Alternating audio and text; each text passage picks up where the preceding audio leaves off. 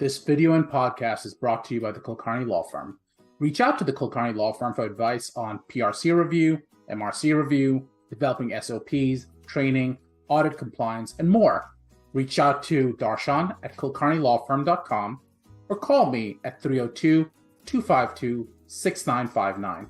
Or you can just visit our website at DarshanTalks.com or visit the law firm website at kulkarnilawfirm.com. That's KULKARNI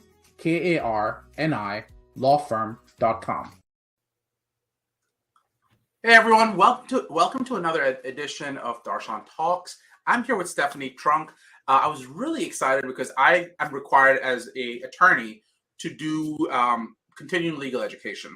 And as part of that continuing legal education, I happened to come across a conversation on prescription benefit management programs and what that looks like. And it's one of those things that I've always found fascinating because it just confuses the hell out of me. Stephanie was one of the people who was teaching that program. So I was really excited. I reached out to her, asked if she might be interested in coming onto the podcast. She was kind enough to say yes. So I'm really excited. We're hoping to talk a little bit about reimbursement, talk a little bit about list prices and more. But before I go on, I want to let Stephanie introduce herself. So Stephanie. Hi, thanks for having me, Darshan. Happy to be here. I am a healthcare regulatory partner at the law firm of Arent Fox Schiff sitting outside of Washington, D.C. Our office is in Washington, D.C. Yes, most of my practice on pharmaceuticals, a little bit of devices, but mostly pharmaceuticals. And unlike being like Darshan, facing the FDA as the agency with which I interact most, I interact most with CMS, the Centers for Medicare and Medicaid Services, and focus a lot of my practice on reimbursement and drug pricing. So let me ask you this question, Stephanie. I've always wondered about this because I'm in the Philly area and like you who's in the DC area. And I've always felt like I get a sense of what the laws are looking like from Philly, but you live right outside DC. How much does that affect how you practice law? I'm just curious because I've always wondered. Yeah, that's a good question. It can and it cannot, right? There's 9 times out of 10 I could be sitting in California or maybe Barbados and doing my job and reading the same laws or agency rules that you are up there in Philly.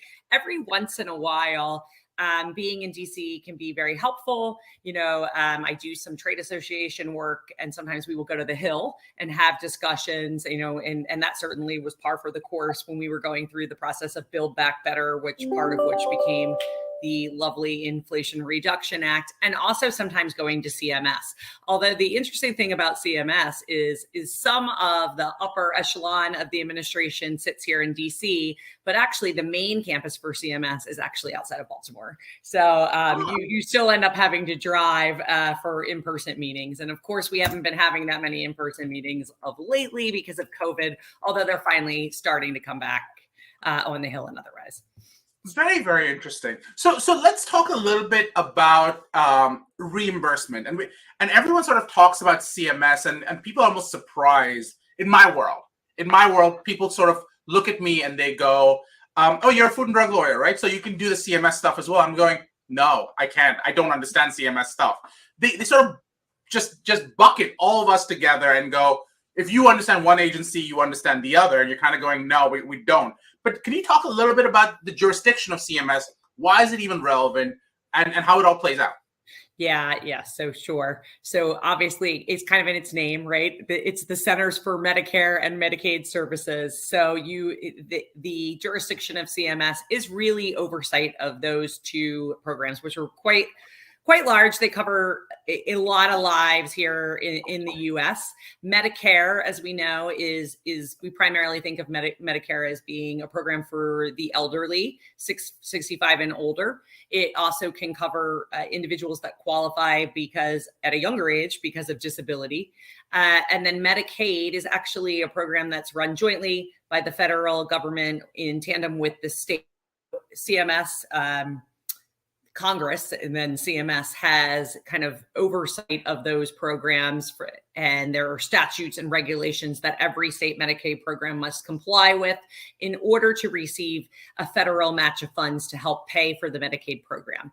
The focus of the Medicaid program was historically on an indigent or low-income population that had children, and that has been expanded by and large to cover childless adults as well, with the evolution of the Affordable Care Act in most states.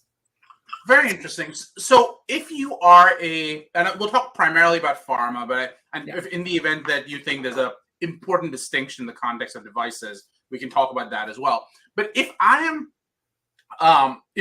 manufacturing a drug and I want to sell to a pharmacy or through a PBM, and you're negotiating with a PBM, could you talk a little bit about the different types of prices that are out there? The only reason I know about this is because I've sort of come across it, but the Sunshine Act makes a big deal about the types of disclosures you have to make, and then there are a bunch of other laws I know that talk about the ASP and AMP and all that good stuff. So could you talk a little bit, explain that a little bit more? My language, and when you're a drug pricing attorney, you like acronyms, you speak in them often. But kind of getting back to Medicaid and Medicare. So if you're bringing a drug to market, and devices can be a little bit trickier because they vary, whether you're talking about capital equipment, you're talking about a single-use disposable.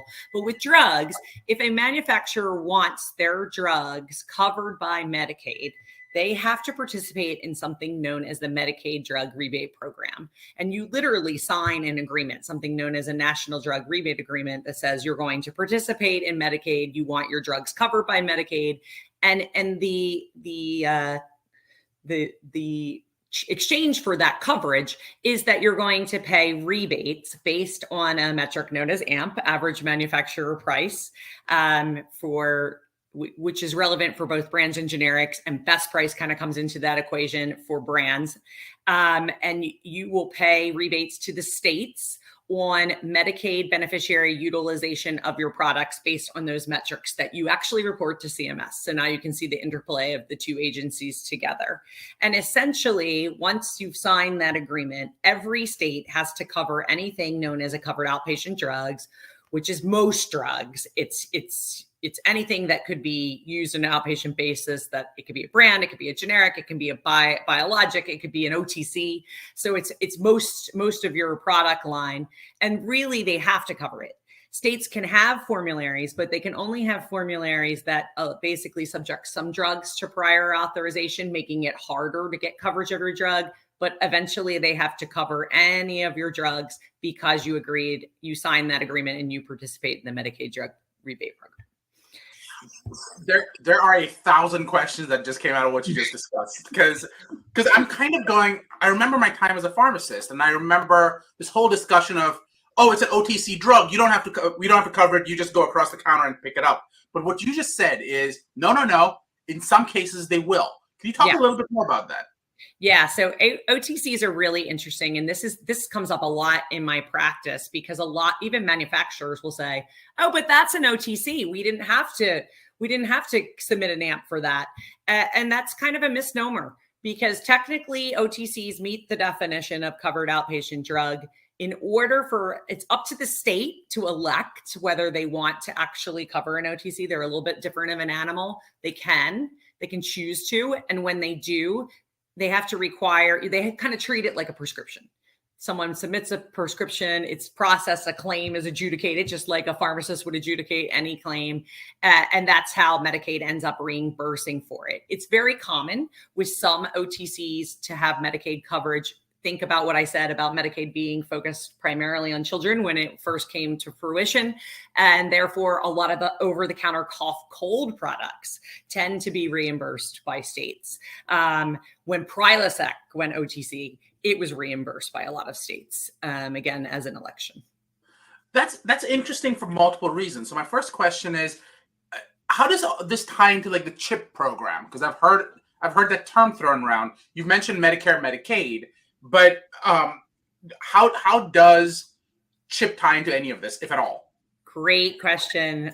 Really good question. Sometimes CHIP, those can be state dependent, and sometimes CHIP is administered part and parcel with the Medicaid program, such that you would pay Medicaid drug rebate programs on chip utilization in the same vein as Medicaid. Sometimes it's its own animal, and it may do its own direct contracting. So like if you were bringing a product to market and it was going to have a lot of chip utilization, you would have to think as a manufacturer, okay, what states am I already covered because I participate in Medicaid? And what states do I need to kind of maybe think about going out and corresponding with the administrator of CHIP? Sometimes they have their own contracts and they want their own direct rebates if their program is administered separately. So that truly becomes kind of like a state-by-state animal. Oh, wow. So theoretically, it's a completely separate program in many cases. It can be, yes. Okay. So you now have a situation where states are deciding whether or not to cover. What is the... This sounds like a terrible question to ask, but I always come from the drug costs so much money and it's so difficult to cover them. What is the incentive for a state to go, we'll cover this additional cost for OTC drugs? I guess it's whether really they have patient need or savings, okay, right? I mean, you would think maybe it's cheaper for the program than an alternative. I don't know. Okay. But I think a lot of that, like I said, you tend to see it with cough and cold, and I have to think that that's need.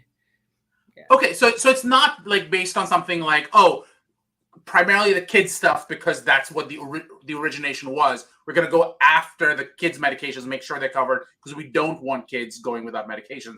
The only reason I asked that question is because you mentioned Prilosec, which wouldn't generally fall into that. Yeah, that one might have been more of a cost analysis, right? Because Prilosec OTC was cheaper at the time than its alternative, and a newer alternative, which was Nexium. Yeah. So now you have a situation where, so many questions. Sorry, I'm trying to just decide which one to go after. You now have a situation where you've got certain drugs being covered and certain devices being covered as well. How does that play into something like your insulin pens and insulin needles and those issues? Because that's always an issue that came up for me as a pharmacist, where I would go, I can't bill this to insurance, or this is OTC. You don't even sometimes need a prescription because there's insulin pens. So how does that work? Yeah, I mean, that's a great question. I think most Medicaid programs do cover supplies related to the injection of insulin. You probably were challenged with that maybe from a commercial standpoint of figuring whether you could submit a claim or not submit a claim. Yeah. Turning to the Medicare side, when Medicare D passed and became part of our calculus, which was 06, unbelievably. The supplies were also, insulin supplies were historically covered under Part B, but insulin became covered under Part D. And that bifurcation still exists today. So supplies are still covered under Medicare, and there was a special allotment for that to make sure that was the case. Awesome. So you would, if you wanted your insulin supplies to be covered, you would need a prescription because that is how Medicare would administer. Yeah, that's my understanding. Yeah, it's administered in a similar vein. So then let's take that next portion, right? You mentioned this idea that as long as you're a drug company who signs on to the Medicaid Drug Rebate Program, you are then landing up in a scenario where the government will pay for your meds. And I hate to do this mostly because under Medicaid. The question I have, you mentioned that you've been inundated with these questions, so you're a little bored with these questions, but I apologize because I don't know the answer to this one. We all read that for the first time, the IRA is going to allow for drug negotiations for, I think it's the top 10 drugs. So how does that wrinkle play into all of this? It doesn't. So this is really important to keep in mind. The IRA didn't change anything on the Medicaid side of our world.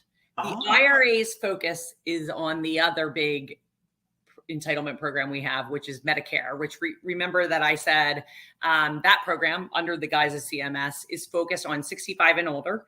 And it's focused on those that qualify by purpose of disability. So no income requirement. It's purely age and disability, whether you qualify. Under that program, drugs can be paid for either under Medicare Part well, they can be paid under A. So you have A, B, C, and D on the Medicare side, right? A is hospital. It's for inpatient. That's kind of historically been there. B was an expansion that we got that's focused on outpatient visits, or, whether it could be to pay for an office visit to a doctor, but it can also pay for drugs that are incident to that office visit. Those that are physician administered. We tend to think of B as a lot of physician administered products. There are exceptions. I mentioned they cover glucose meters under B, when we were talking about insulin. Then we have C. C is a Medicare Advantage plan. It actually covers A, B, and D, and you can elect to enroll in that. And D is what we got back in 2006, I said, under the Medicare Modernization Act, which was this, and it's voluntary. It covers what we think of as our self-administered drugs, the drugs that are dispensed to us from the pharmacy. So what the IRA allows, and what we hear, it has several components to it that would modify drug pricing as we know it. But the one that's gotten a lot of attention is this idea of direct negotiation. And that could be D drugs. It will start with some D drugs, and it could move into B drugs as well. It starts with the D, and then 2 years later, it could also include some B drugs. And it will allow CMS to directly negotiate basically the reimbursement, what's going to be paid to the pharmacy, what's going to be paid to the provider for dispensing or administering the product. And it's focused on the high dollar items, the high utilized items for Medicare beneficiaries. Now, how those negotiations are going to go is going to be very interesting to watch. CMS it received a lot of money to help build out this team. And I've seen org charts. They've got a lot of job openings. If you're looking for a job and you have expertise in drug pricing and negotiation, you could probably easily get a job there at CMS as they start to kind of roll out this group that's going to be charged with that. They leveraged an individual from the Center for Medicare or Medicaid, rather, who's had a lot of experience administering the Medicaid Drug Rebate Program, who went over there at least temporarily to help get that group up and running, and also 2 individuals from something known as the Center for Medicare and Medicaid Innovation, who are kind of spearheading those efforts. So they've got a lot to build out in a short period of time. They're supposed to just this year, coming up in 2023, start to put together the list of what they want to negotiate and start those negotiations with the aim of those negotiated prices for a subset of drugs. I believe it's 15 to start. That'll be kind of in place for 2025. So they've got a little bit of a lead time, but they've got a lot to do. It's not 100% clear how the negotiations will go, but they are supposed to get a meeting of the minds with the manufacturers to something known as a maximum fair price. We also know that the starting point for their discussions is to look at the price that the VA, the Department of Veterans Affairs, and the Federal Supply Schedule gets as kind of like the kickoff point for those negotiations. And I won't throw another acronym at you that relates to what that pricing is, but that's kind of the starting point. It'll be very interesting. And this is where I have had a lot of discussions of lately, is how they'll operationalize that. How will they make sure that the pharmacy is being reimbursed based on that maximum fair price, where that's all private negotiation between plans and PBMs on the Part D side. It actually operates a lot like commercial reimbursement. It'll just be very interesting to see how they think they're going to operationalize, ensuring that for those subset of drugs, the reimbursement is set to what they've negotiated. So how did they even pick this initial 15? Because it's like that one list you never want to be on, right? Yeah. Yeah, exactly. So they every year they will publish based on all of the Medicare data and spend data, like what are the top utilized products, and they're supposed to focus on the top dollar, like the top utilized products by dollar. Oh, so okay. It's probably like the ones we're thinking of. Humira. On the B side, it tends to be Eylea, some of the macular degeneration drugs. Those I would say are squarely within the aim, at least originally.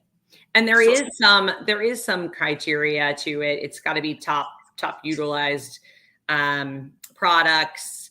It can't be one where biosimilar competition is kind of like on the horizon. There are some criteria to what they can pick.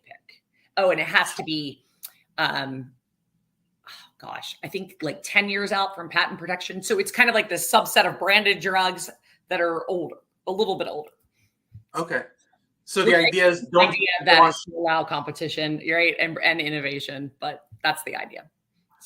So I imagine a lot of pharma companies at this moment are probably going to land up challenging whether they should even be on the list before they even start arguing about the negotiation itself. Are you seeing some swelling, if you will, around that issue? Well, that is not going to be the case because no.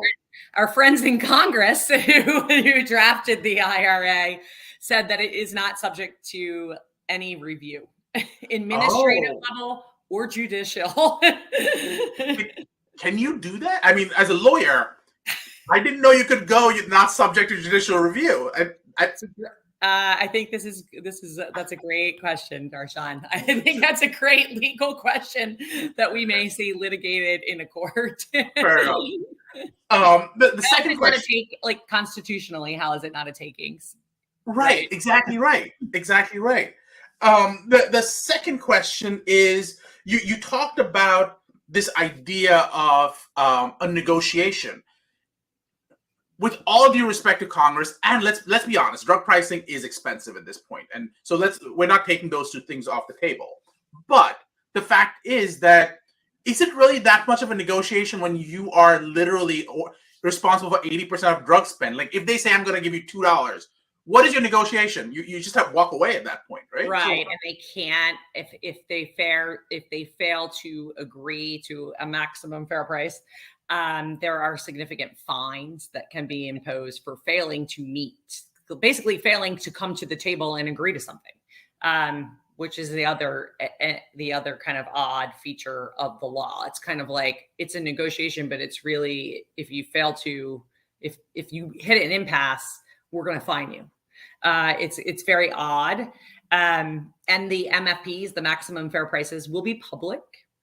So you've kind of hit on another kind of issue that is being banged around, which is if it's public and Medicare is benefiting from this maximum fair price, guess what? If I'm Aetna, Cigna, ESI, Express Scripts, I'm going to be asking for that same price or at least as good as that price. So it's going to impact commercial pricing as well, just from the sheer fact that it's made public. But that's been the dream for Congress for several years, hasn't it? Because I'm thinking about drug pricing. And I know that in my world around drug advertising, they've been talking about for years about you need to put the drug price in the ad itself. And we've mostly been going, what drug price? Because they're like 100 of them. So, exactly to whom? So how do you put this drug price out there? You talk about the maximum fair price. What is the definition of a maximum fair price? Because you've been very kind about not inundating us with abbreviations, but I think it's time to get in a little bit because there's maximum fair price. There is the AMP, and then there's the ASP, and there are like 100 others that I don't even know what they are. Yeah. So talk to us a little bit about what they are. So recall that I said that the maximum fair price essentially will be what the government and the manufacturer agree on. That will be the reimbursement that is paid to the pharmacy or paid to the provider if it's a physician administered product under Part B. The starting point, the kickoff, so the ceiling, if you will, is a price that is the VA or Federal Supply Schedule price, which for the population of these drugs, these branded or innovator products, it is something known as the federal ceiling price, or FCP. So as I said, there was more acronyms if you want more acronyms. And the FCP is essentially 76% of something known as the non-federal average manufacturer price or non-camp. And that is a price that is actually focused on, usually can vary depending on how the product is sold, but mostly focused on sales to distributors. So, and it's net of any chargebacks as well. So it's kind of an average price, but it's really starting point is focused on those distributor prices. It looks at chargebacks. It wouldn't consider, for instance, usually, and this is usually, like rebates that are paid outside of those distributors, that distributor system. So if you had a rebate that you were paying for formulary positioning directly to Express Scripts and you were following the normal methodology of calculating non-FAMP, those wouldn't be considered. But if you had a chargeback because you agreed to a GPO price that was, and they bought through a distributor and then there was a chargeback to the GPO price, those would be in there. So it's kind of like an average net of a lot of concessions, but not all, if you will. And so 76% of that kind of average price that's net of certain concessions will be the jumping point. So you can see it should move.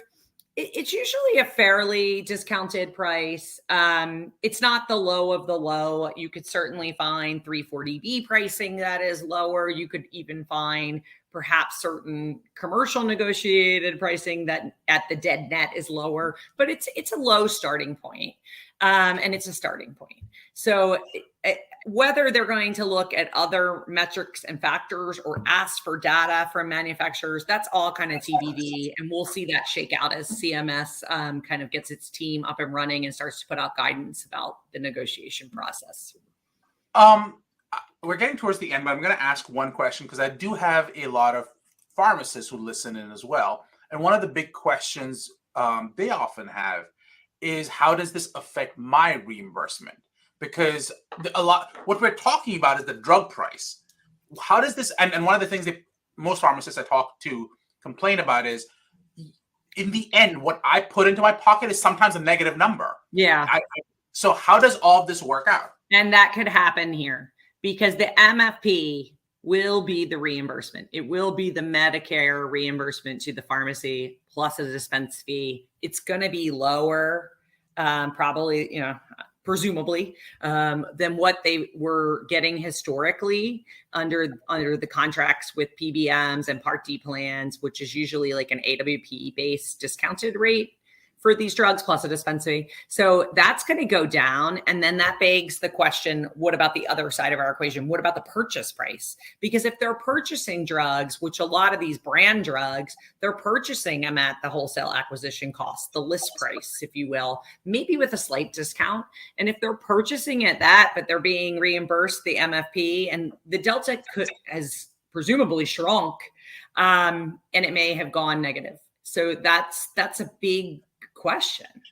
And it raises this question of, well, are they going to put pressure, or are the distributors going to put pressure to lower that list price? And I think that that's the idea.